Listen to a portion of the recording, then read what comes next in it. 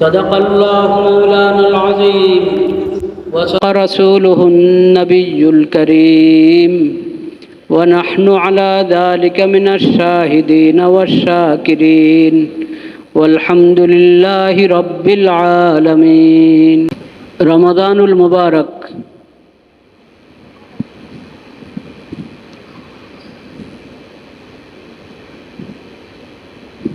আল্লাহ রব্বুল আলমিনের বিশেষ নিয়ামত।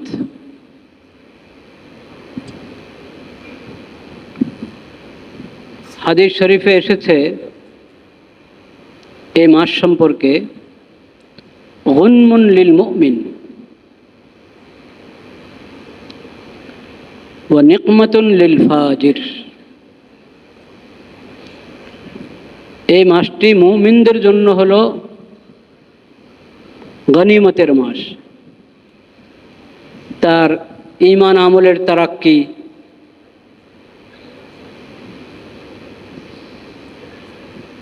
এই মাসে খুব সহজ হয়ে যায় এবং যে মাসকে গুরুত্ব দেয়, ঈমান আকীদাও তার মজবুত হয়, আমল আখলাক সুন্দর হয়, তাকওয়া অর্জিত হয়। সবচেয়ে বড় কথা, তাকওয়া অর্জিত হয় এবং পুরো বছর এই মাসের একটা প্রভাব মুমিন নিজের মধ্যে অনুভব করে। তো মুমিনের জন্য হলো এটা কামাইয়ের মাস, অর্জনের মাস, উপার্জনের মাস। ঈমান আমলের দিক থেকে তাকওয়া, তাহারাত, চারিত্রিক পবিত্রতা, যাবতীয় ঈমানি সিফাত মজবুত করার মাস হলো রমাদানুল মুবারক। তবে এটা মুমিনের জন্য গুনমুন লিল মুমিন। মুমিন এখানে এই মাসে পুরো বছরের জন্য শক্তি সঞ্চয় করে। সহিহ ইবনে খুজাইমা বর্ণিত হাদিসে আবু হুরায়রা রাদিয়াল্লাহু তাআলা আনহুর মাধ্যমে প্রাপ্ত হাদিস, যে হাদিসে এই খোঁজখবরের কথা এসেছে, এটা মুমিনের জন্য এত গুরুত্বপূর্ণ মাস, মুমিন পুরা বছরের ঈমানি শক্তি এখান থেকে হাসিল করে। কিন্তু মুনাফিকদের অবস্থার বিপরীত। মাসটা অনেক বরকতের, কিন্তু এই বরকতের কদর করবে কে? এই বরকত অর্জন করতে চায় কে? মুমিন। তো এটা সবচেয়ে বড় ফজিলতপূর্ণ মাস, সবচেয়ে বেশি বরকতের মাস। তবে কার জন্য? মুমিনের জন্য। গুনমুন লিল মুমিন, নিকমাতুন লিল ফাজির।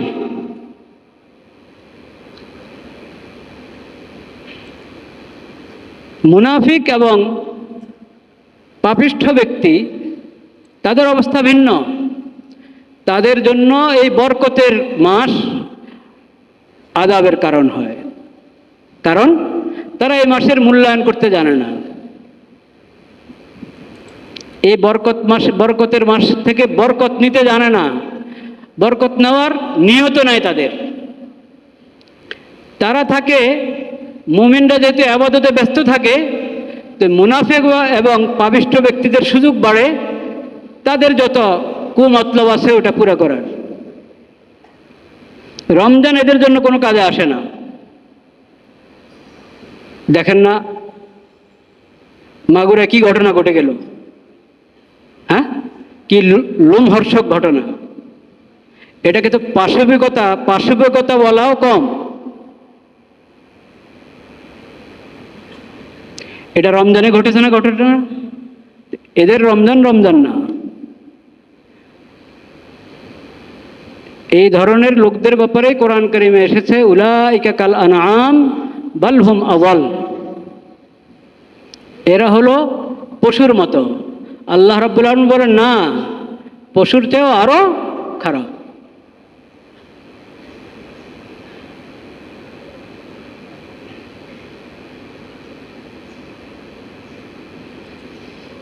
পশুর মধ্যে অনেক ভালো গুণ আছে,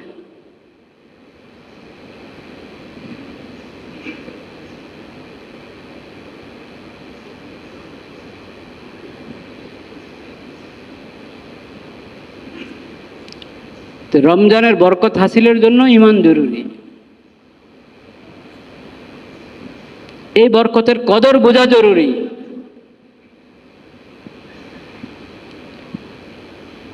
যে নিজেই শয়তানের মতো সৎ ক্ষেত্র বিশেষে ইবলিসকেও ফেল করে দেয়, সে কিসের রমজানের বরকত হাসিল করবে? আল্লাহ রাব্বুল আলামিন আমাদের সমাজকে এই ধরনের লোকদের থেকে পাক করেন, পবিত্র করে দেন। এরা তো মানুষ না, আকৃতি মানুষের, এরা মানুষ না। এদের থেকে সমাজ পাক হওয়া জরুরি, বা তারা ভালো হওয়া জরুরি। যদি ভালো হওয়ার মতো যোগ্যতা থাকে তাদের ভালো হওয়া জরুরি, আর নতুবা এ ধরনের পশুদের থেকে সমাজ পবিত্র হওয়া জরুরি। মাশাআল্লাহ, সরকার বিষয়টাকে গুরুত্ব দিয়েছেন এবং যথাযথ ব্যবস্থা নেওয়ার নির্দেশ জারি করেছেন, ব্যবস্থা নেওয়া হচ্ছে। তবে এটা শুধু এক ঘটনার বিষয় নয়, এই ধরনের সব ঘটনার যথাযথ বিচার নিশ্চিত করা জরুরি।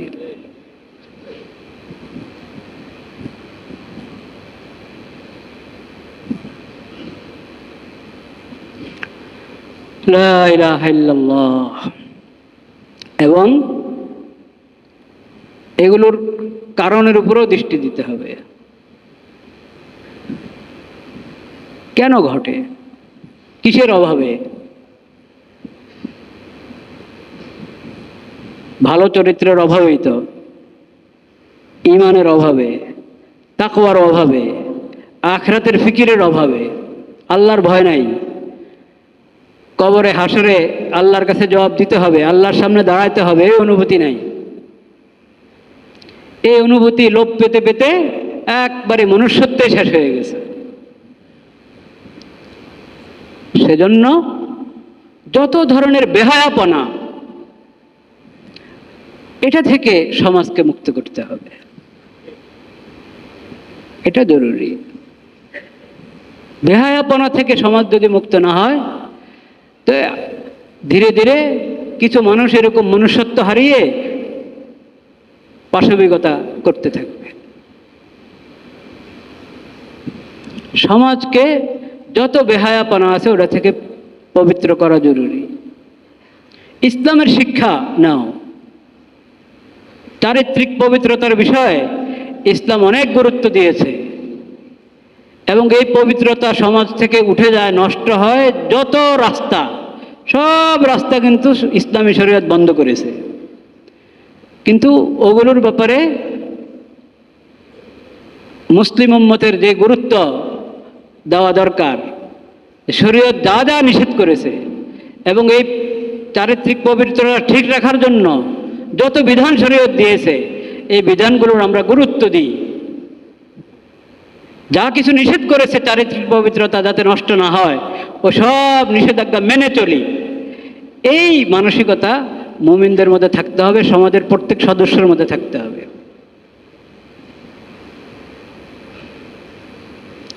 ধর্ষণ, ব্যভিচার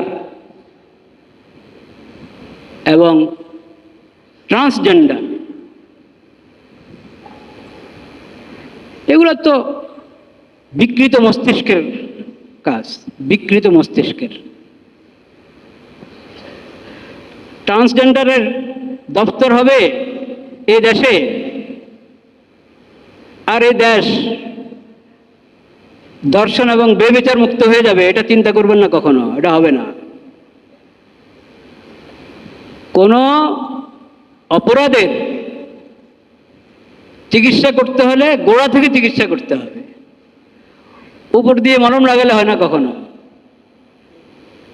উপর দিয়ে রোগ ব্যাধি সব আপন জায়গায়, উপর দিয়ে লেপ লাগায়, মলম লাগায়, হবে কাজ? কখনো হবে না।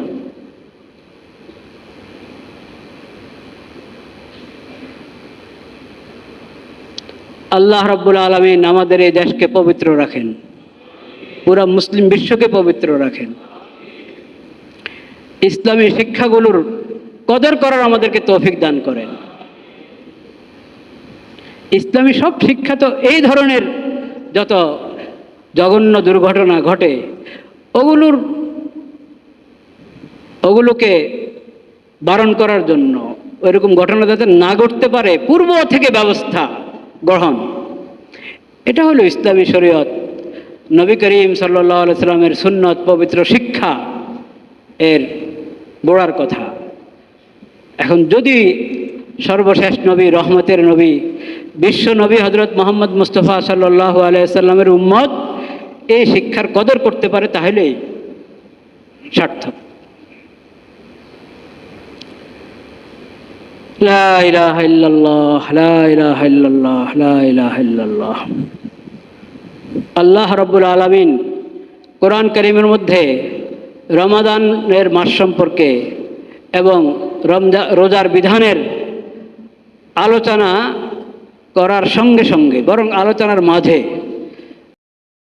বিধিবিধান এর আলোচনার মাঝখানে এই আয়াতটা আল্লাহ তাআলা অবতীর্ণ করেছেন, যে আয়াত আমি তেলাওয়াত করলাম, ওয়াইদা সাআলাকা ইবাদি আন্নী ফাইন্নী করিব উজিবু দাওয়াতাদ দাঈ ইযা দাআন ফালইস্তাজিবু লি ওয়ালিউমিনু বি লাআল্লাহুম ইয়ারশুদুন। আল্লাহ রাব্বুল আলামিন বলেন,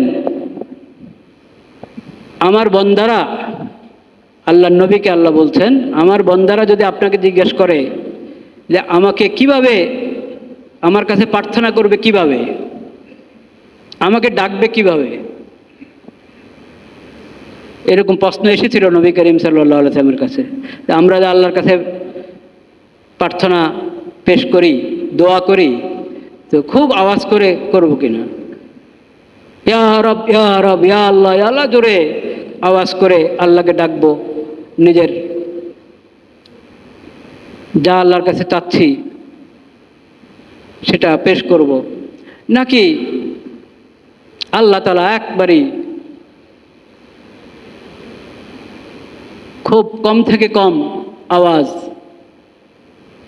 নিজের কানে আসে না এরকম আওয়াজ, ওটাও আল্লাহ শুনতে পান, তাহলে অনেক জোরে ডাকতে হবে না, বাস চুপে চুপে আমি আল্লাহর কাছে আমার মনের কথা বলতে থাকলাম, কি করব? আল্লাহ তাআলা ওই প্রশ্নের উত্তর দিচ্ছেন, বান্দাদের এই প্রশ্নের উত্তর দিচ্ছেন আল্লাহ তাআলা, ফাইন্নী করিব,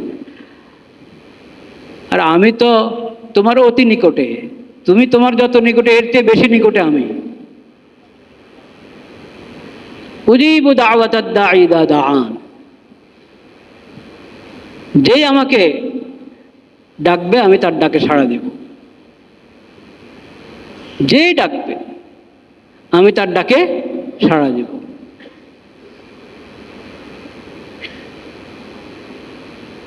উজিবু দাওয়াতাদ দাঈ ইযা দাআন ফালিয়াস্তাজিবু লি ওয়ালিউমিনু বি লাআল্লাহুম ইয়ারশুদুন। আল্লাহ বলছেন, আমি যদি আমার বান্দার ডাকে সাড়া দিই, তো বান্দার উচিত না যে আমার ডাকে সাড়া দিবে? ফালিয়াস্তাজিবু লি, আমার বান্দারাও যাতে আমার ডাকে সাড়া দেয়, ওয়ালিউমিনু বি, আমার প্রতি ঈমান আনে, মানে ঈমান এনেছে সেই ঈমানের উপর মজবুত থাকবে, ঈমানকে আরো শক্ত করবে, আরো তরতাজা করবে, আরো মজবুত করবে।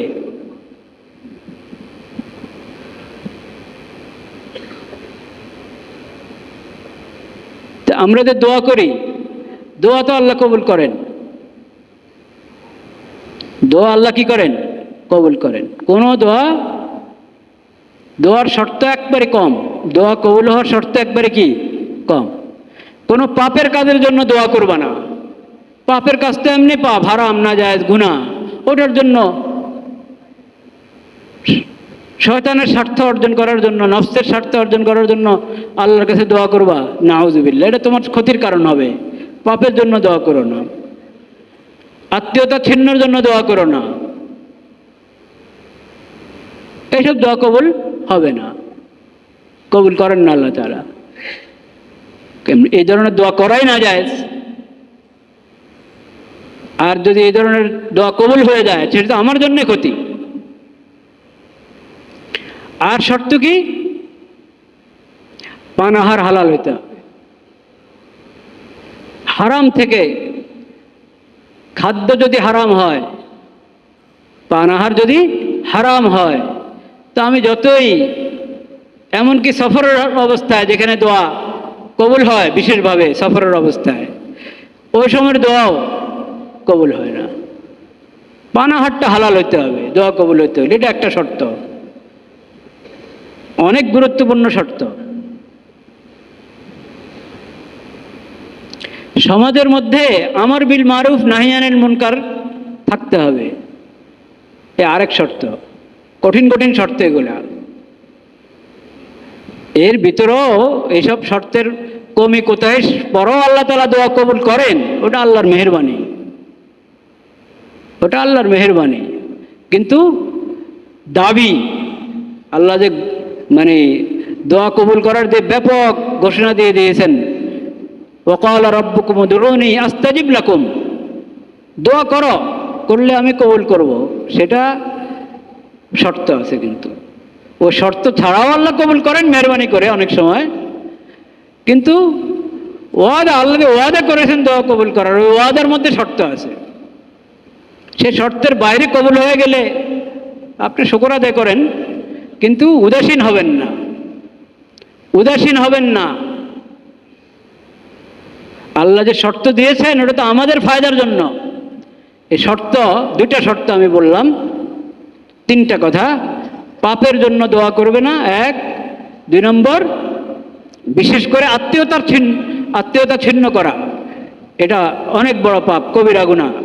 এটার বিষয়ে দোয়া করবে না, বরং দোয়া করবে যে আল্লাহ আমাকে আত্মীয়তার হক আদায় করার তৌফিক দান করেন, এটা না দোয়া করবে, উল্টা দোয়া। আরেকটা বললাম পানাহার হালাল হবে। হাদিস শরীফে আছে, রাসূল করিম সাল্লাল্লাহু আলাইহি ওয়াসাল্লাম বলেছেন, এক লোক সফর অবস্থায় আছে, ওই সফরের মধ্যে কষ্টে, পিপাসা, একবারেই তার শরীর ধুলাবালিতে ভরা, ওই সময় সে হাত উঠিয়ে বলছে ইয়া রব ইয়া রব ইয়া রব, খুব আকুতির সাথে আল্লাহকে ডাকছে। কিন্তু ওয়ামাতআমুহু হারামুন ওয়ামাশরাবুহু হারামুন ওয়ামালবাসুহু হারামুন ফাআন্না ইউস্তাজাবু লাহু, তার আহার হারাম, পানীয় হারাম, পোশাক হারাম। পোশাক পরছে হারাম অর্থ,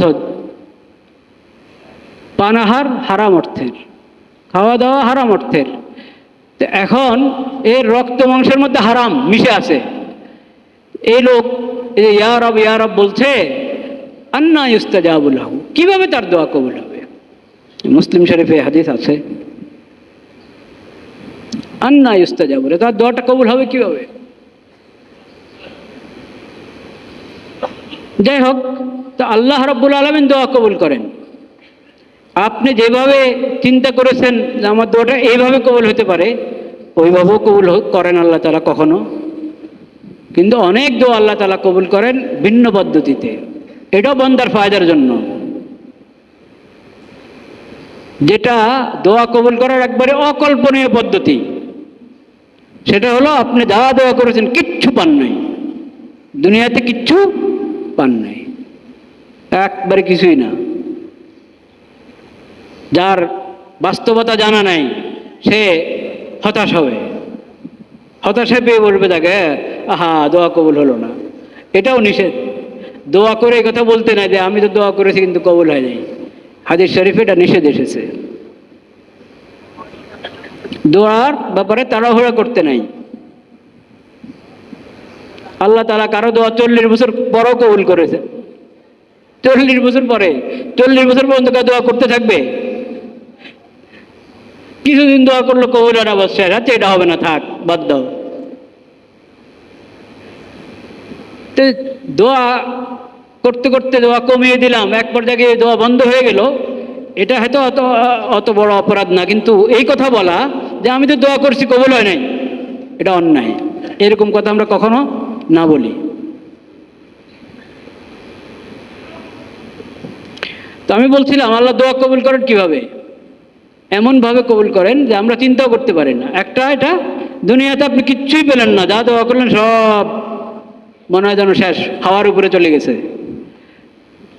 আখিরাতে গিয়ে দেখবেন হাসর ময়দানে যখন আপনার নেকির দরকার, একটা নেকির জন্য পেরেশান থাকবে মানুষ, নেকির দরকার, তখন দেখবেন নেকির পাহাড়। এইসব নেক আমল তো আমি করি নাই কোনোদিন, এত স্বভাবের কাজ তো আমি কোনোদিন করিই নাই, কোত্থেকে আসলো এগুলা? ওই যে তুমি দোয়া করেছিলা, অমুক অমুক সময় দোয়া করেছিলে, সেই দোয়া দুনিয়াতে পাও নাই, ওই দোয়ার ফল দুনিয়াতে পাও নাই, এইগুলো তোমার জন্য আখরাতে জমা করে রাখা হয়েছে। যখন তোমার মূল ঠেকা, আসল ঠেকার সময় কিছু পাবে না, এটা দিয়ে যদি তুমি কোনো রকম মুক্তি পেয়ে যাও। এইভাবেও আল্লাহ দোয়া কবুল করেন। আল্লাহ তাআলা রহমান, আল্লাহ তাআলা রহিম, গফুরুর রহিম। আল্লাহ এভাবে দোয়া কবুল করেন। আমি চেয়েছি একটা, ওটা দেন নাই, অন্য ভালো আরেকটা দিয়ে দিয়েছেন।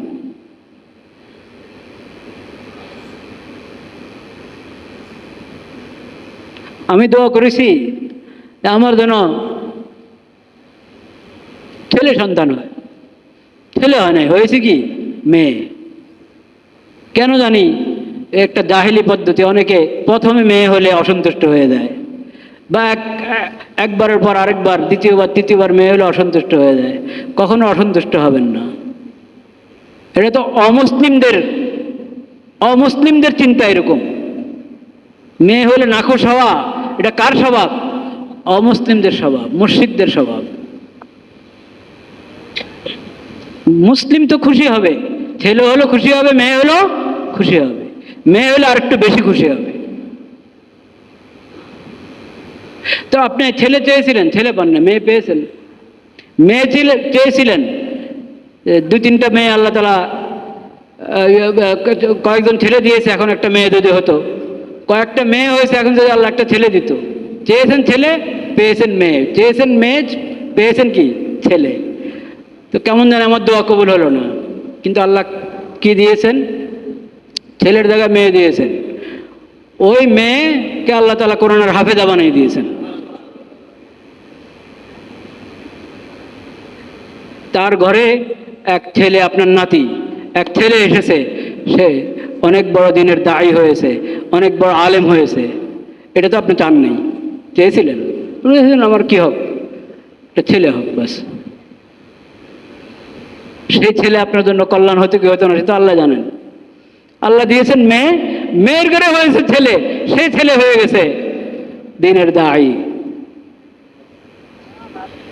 ওইসব দাওয়াতের বরকতে যত নেক আমল হতে থাকবে, ওসব নেক আমল আপনার আমল নামে আসতে থাকবে। কিন্তু আপনার দোয়া যদি আল্লাহ সরাসরি কবুল করতেন, হয়তো এটা হতো না। আল্লাহ এভাবে দোয়া কবুল করেন। বড় মুসিবত আসার আপনার জানেন না, আপনি তো গায়েব জানেন না। আপনি দোয়া করেছেন কিছু পাওয়ার জন্য, এই মুসিবতের খবর থাকলে তার ওই পাওয়ার জন্য দোয়া করতেন না। তা আল্লাহ তাআলা বলেন, আচ্ছা এটা না দাও রে, এর বদলা তার ওই মুসিবতটা দূর করে দাও, ওই মুসিবতটা চলে যায়। এগুলো নবী করিম সাল্লাল্লাহু আলাইহি ওয়াসাল্লাম হাদিস শরীফে স্পষ্টভাবে বলেছেন।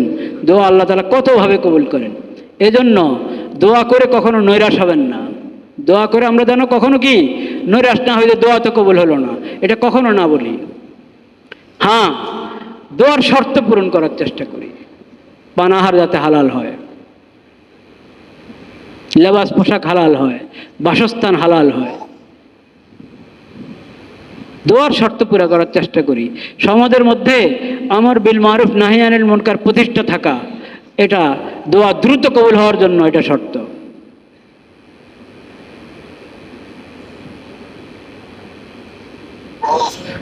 তো আমি যেটা বলছিলাম, আল্লাহ তাআলা বলেন যে আমি তোমাদের দোয়া কবুল করব, কিন্তু তোমরাও আমার ডাকে সাড়া দিবা, এটা তোমাদের দায়িত্বে পড়ে।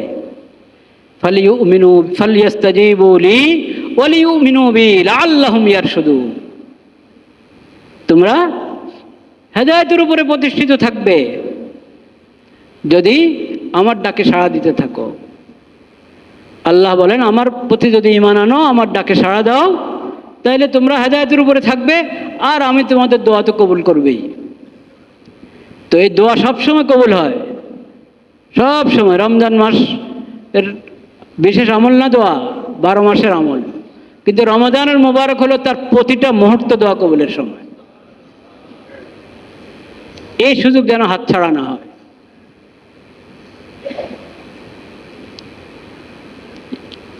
ওয়াসাইম হাত্তা ইফতির, আল্লাহ তাআলা রোজাদারের দোয়া, কোনো দোয়া ফেরত দেন না, একবারে রোজার শুরু থেকে ইফতার পর্যন্ত, রোজার শুরু থেকে ইফতার পর্যন্ত। তো এটা তো প্রতি সেহরি থেকে ইফতার পর্যন্ত আছেই। এরপরে রোজাদার যদি ফরজ নামাজের পরে দোয়া এমনি কবুল হয়, তো রোজাদার যদি ফরজ নামাজের পরে দোয়া করে এটা আরও গুরুত্বপূর্ণ হলো। এবং ইফতারের মুহূর্তে, ইফতার পর্যন্ত তো আছেই, ইফতারের মুহূর্তে আবার দোয়া কবুল করার বিশেষ সময়। ইফতার করতে থাকবো আর দোয়া করতে থাকবো, ইফতার করতে থাকবো আর কি একসাথে সবাই মিলে একসাথে করতে হবে এমন কোনো কথা না। ইফতারের আগে একসাথে দোয়া করা কখনো করলেন, কিন্তু যার যার আমল, দোয়াটা হলো যার যার ব্যক্তিগত আমল। মুখে দোয়া থাকবে, দিলেও দোয়া থাকবে। ইফতার গ্রহণ করছি, সাথে সাথে দোয়াও করছি। এমনি ইফতারের সময় যে দোয়া আছে সেটা তো পড়বই, ইয়া ওয়াসি আল ফাদলি ইগফিরলি, ইয়া ওয়াসি আল ফাদলি ইগফিরলি, আল্লাহুম্মা লাকা সুমতু আলা রিজকিকা আফতারতু, যাহাবা জামাউ ওয়াবতাল্লাতিল উরুক ওয়া সাবাতাল আজরু ইনশাআল্লাহু তাআলা। ওইসব দোয়া তো করবো। আর এমনি নিজের সব জরুরতের জন্য দোয়া করতে থাকবো। নিজের জরুরত, উম্মতের জরুরত, পুরো মুসলিম বিশ্বের জরুরত, দেশের জরুরত। এই দেশকে আল্লাহ নিজ হেফাজতে রাখেন। দেশের বিরুদ্ধে ভিতরে বাহিরে যত ষড়যন্ত্র হচ্ছে, সব ষড়যন্ত্রকে আল্লাহ তাআলা ধূলিসাৎ করে দেন।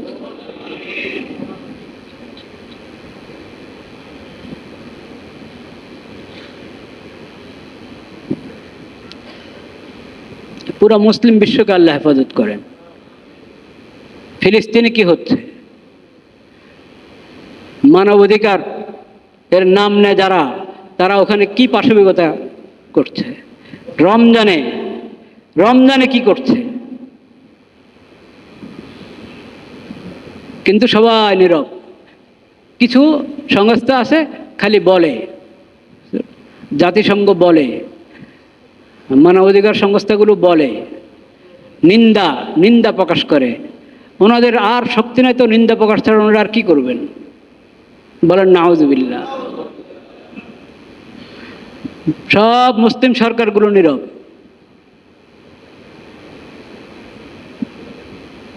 আল্লাহর কাছে কি জবাব আছে আমাদের? আল্লাহর কাছে কোনো জবাব নেই। আল্লাহ তাআলা সমস্ত মুসলিম সরকারদেরকে মানবতা বোধ দান করেন। তারা যে মুসলিম, তারা যে মুমিন, এই বোধটা তাদেরকে দান করেন।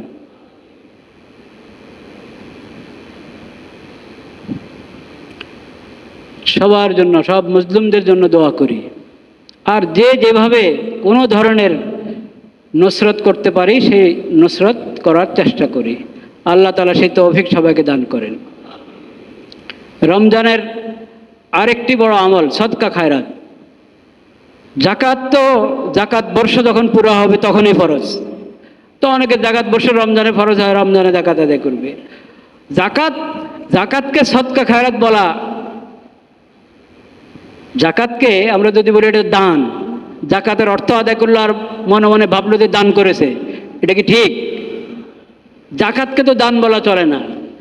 জাকাত তো হলো গরিব মিসকিনের অর্থটা আল্লাহ আপনার হাতে দিয়েছেন,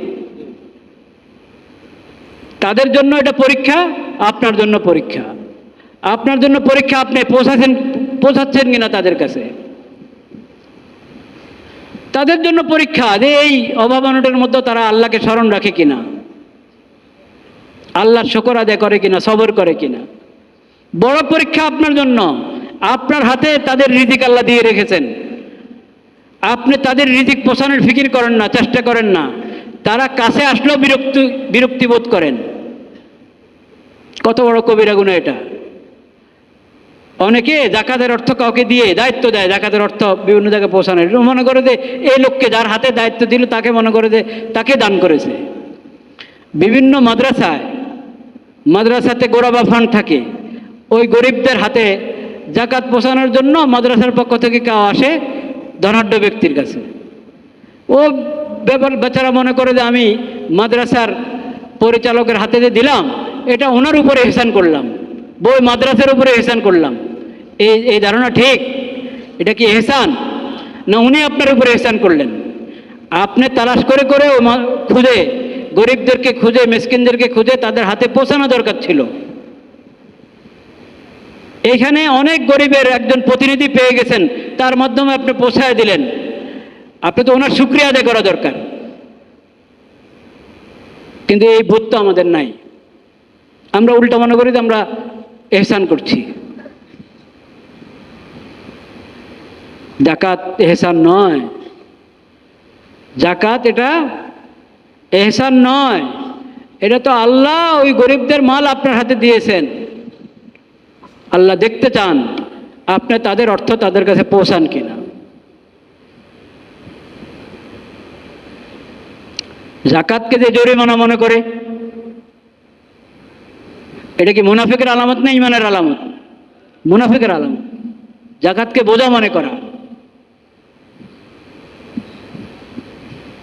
মাত্র কতটুক? 2.5 ভাগ। এতটুককে বোঝা মনে হয়, অথচ এতটুক তোমার বাকি সম্পদকে পাক করে দিবে, পবিত্র করে দিবে, যদি এটা তুমি যথাযথ আদায় করো। তো ওটা তো ফরজ। আমি যেটা বললাম সেটা হলো রমজান মাস সদকা খায়রাত যত বেশি করা যায়। এটা কোরআনের মাস এবং সদকা খায়রাতের মাস। আল্লাহর রাস্তায় হালাল অর্থ থেকে যত খরচ করতে পারি, কিন্তু এর আগে হলো যাদের হক আমি নষ্ট করেছি তাদের হক আদায় করা। এই রমজানে এটার প্রতিজ্ঞাবদ্ধ হই, যাদের হক আমার কাঁধে আছে, হক আদায় করা হয় না, হক আদায় করতে হবে। ঋণ করে আছে, অনেক ঋণ, কিন্তু টালবাহানা করে পিঠায়, ঋণ যথাসময় আদায় করে না, টালবাহানা করতেই থাকে। এটা বহুত বড় জুলুম, বহুত বড় জুলুম। ঋণ আদায় করে দেওয়া, মিরাসের হক আদায় করে দেওয়া, যার কোনো হক নষ্ট হয়েছে তার হক তাকে পৌঁছায় দেওয়া। এই ওয়াদা আল্লাহর কাছে এই রমজান মাসে খাঁটি দিলে তওবা করে এই কাজগুলো আমরা করার চেষ্টা করি। এরপরে নফল সদকা খয়রাত যা করতে পারি রমজানে। নবী করিম সাল্লাল্লাহু আলাইহি সাল্লাম, নবী করিম সাল্লাল্লাহু আলাইহি সাল্লামের চেয়ে বড় দানশীল, নবী করিম সাল্লাল্লাহু আলাইহি সাল্লামের বদান্যতার সামনে দুনিয়ার কোনো কারো দানশীলতা চলে না। কিন্তু তার রমজান মাসে আরো অনেক গুণ বেড়ে যেত। নবী করিম সাল্লাল্লাহু আলাইহি সাল্লামের বদান্যতা এবং সাখাওয়াত, দান, এবং নবী করিম সাল্লাল্লাহু আলাইহি সাল্লামের দান সব ধরনের ছিল, এলেমের লাইনে, আমলের লাইনে, ইমানের লাইনে, আর অর্থ সম্পদের লাইনে। নবী করিম সাল্লাল্লাহু আলাইহি সাল্লামের উম্মত হিসাবে আমাদের রমজান নবী করিম সাল্লাল্লাহু আলাইহি সাল্লামের রমজানের সঙ্গে মিল থাকা দরকার। নবী করিম সাল্লাল্লাহু আলাইহি সাল্লাম কী কী আমলের বেশি গুরুত্ব দিতেন রমজানে, আমরা সেই আমলগুলোর গুরুত্ব দেওয়ার চেষ্টা করি। এবং আরেকটা আমল হলো ইতিকাফ, শেষ 10 দিনের ইতিকাফ, সুন্নতে মুআক্কাদা, তবে একবার প্রত্যেক ব্যক্তির জন্য সুন্নতে মুআক্কাদা না, সুন্নতে ইতিকাফ এটা প্রতি মসজিদে হওয়া দরকার, প্রতি মসজিদে যাতে সুন্নতে ইতিকাফ হয়। নবী করিম সাল্লাল্লাহু আলাইহি সাল্লাম প্রতি বছর ইতিকাফ করেছেন, প্রতি রমজানে ইতিকাফ করেছেন। এক রমজানে ইতিকাফ হয় নাই, পরের রমজানে 20 দিন ইতিকাফ করেছেন। তো সুন্নতে ইতিকাফের গুরুত্ব দিই। সুন্নতে ইতিকাফ পুরো 10 দিনের জন্য, যারা ফারেগ হতে পারলাম না, নফল ইতিকাফ করি 3 দিন, 5 দিন, 4 দিন, এবং প্রতিদিন দিনের বড় একটা অংশ, রাত্রের বড় অংশ একটা অংশ, বা দিনে পারলাম না পুরো রাত, দিনের কিছু অংশ, এইভাবে নফল ইতিকাফও করার চেষ্টা করি। এবং সেটা সবসময় হতে পারে, কিন্তু সুন্নতে ইতিকাফের সময়টা হলো শেষ 10 দিন। 20 রমজান, আগামী জুমা 20 রমজান এই মাগরিবের সময় হওয়ার আগে আগে আমরা মসজিদে প্রবেশ করব। ইফতার মসজিদে হবে। তখন থেকে নিয়ে ঈদের চাঁদ পর্যন্ত এটা পুরা ইতিকাফের সময়। একবারই যেসব জরুরতের কারণে ওযু ইস্তিনজা জরুরত, এই জরুরতে বের হবে, অন্য কোনো নেক আমলের জন্য বের হবে না। তবে মসজিদে ইতিকাফ পুরুষদের জন্য। মসজিদে ইতিকাফ কাদের জন্য? পুরুষদের জন্য মসজিদে ইতিকাফ। মহিলাদের ইতিকাফ তাদের ঘরের মসজিদে। মহিলাদের ইতিকাফ তাদের ঘরের মসজিদে। সব মহিলার ঘরে একটা মসজিদ থাকতে হবে। ঘরে ছোট্ট একটা কামরা বা কামরার একটা অংশকে আপনি ইবাদত বন্দেগীর জন্য নির্ধারিত করবেন। ওটাকে পবিত্র রাখবেন, পাক সাফ রাখবেন। ওখানে আপনি কোরআন তেলাওয়াত করবেন, নফল নামাজ পড়বেন। এবং মহিলারা ফরজ নামাজও সেই ঘরের খাস মসজিদে, ঘরের মসজিদ। ওটা একবারেই এই মসজিদের মতো, আমরা যে মসজিদে পাঞ্জেগানা নামাজ পড়ি, জুমার নামাজ পড়ি, এই মসজিদের মতো সব বিধান প্রযোজ্য হবে না। কিন্তু সেই মসজিদেরও একটা গুরুত্ব আছে, ফজিলত আছে। এই জন্য মহিলাদের থেকে ওই মসজিদে হয়ে থাকে, যেখানে ফরজ নামাজের জন্য নবী করিম সাল্লাল্লাহু আলাইহি ওয়াসাল্লাম মহিলাদেরকে বলছেন বুয়ুতুহুন্না খায়রুল্লাহুন্না, তোমাদের ঘরের অন্ধকার কামরা, যেটা একবারে ভিতরের কামরা, সেটা তোমাদের জন্য মসজিদ থেকে অনেক ভালো, অনেক উত্তম। পুরুষের নামাজ ফজিলত বাড়তে হলে, সওয়াব বাড়তে হলে বের হও, ঘর থেকে বের হও, মসজিদে আসো। মহিলার নামাজের সওয়াব বাড়তে হলে বের হবা না, মসজিদে আসবা না, ঘরের বাড়ির ভিতর থেকে আবার একবারে ঘরে যাও, ঘরের মধ্যে আবার একবারে খাস কামরে যাও। যত ভিতরে যাবো তত তোমার সওয়াব বাড়বে। এই সওয়াব বাদ দিয়ে যদি কেউ মসজিদে আসতে চায়, এটা কি বোকামি হবে না?